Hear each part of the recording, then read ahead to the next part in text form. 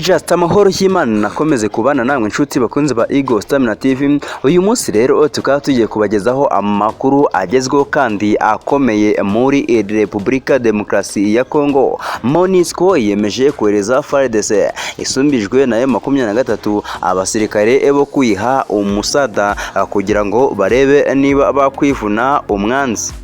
Yego koko birashoboka ko ari ubwa mbere ubonye video zacu, byaba byiza ukanze subscribe yo kamaruka gato ugakanda no kunzogera kugira ngo utazigera ucikwa n'amakuru tuba twaguteguriye umunsi ku wundi. Ikaze.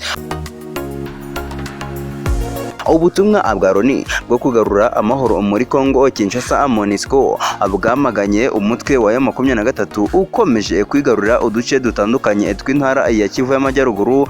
Bwemeza ko buri kwitegura gwa FARDC ubufasha bwose bushoboka kugira ngo ihangane n'uriya mutwe.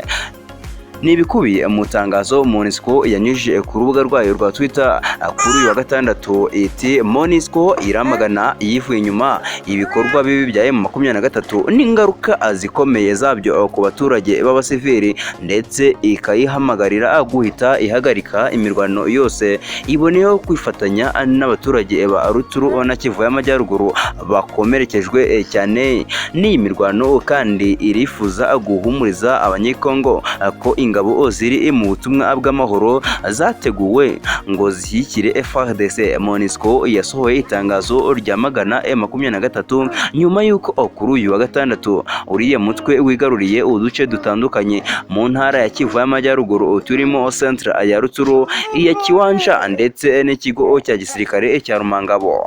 Buriya butumwa bwatangaje ko bwiteguye guha ubufasha ingabo za leta ya Kongo burimo ubw'ibikoresho byo kuzifashisha kugera mu duce zikoramo ibikorwa. Monusco yavuze kandi ko yiteguye guha FARDC ubufasha bwo mu kirere, ubwerekeye ubutasi ndetse n'ubuvuzi ku basirikare bayo bakomerekeye mu mirwano, ndetse ikaba yiteguye gukoresha indege zayo mu kuneka M23 ku bw'inyungu z'ingabo za FARDC.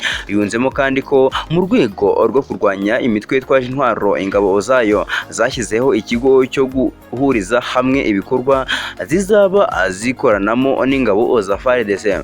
Kugeza amagingo aya ngaya ntacyo M23 iratangaza ku byatangajwe na Monusco. Uyu mutwe cyakora cyo waherukaga gutanga impuruza y'uko ingabo ziri muri buriya butumwa zitegura kwinjira mu ntambara mu rwego rwo guha ubufasha ingabo za RDC n'imitwe irimo uwa FDLR iri kuzifasha muri intambara. Hasta la vista, Igo Stamina TV.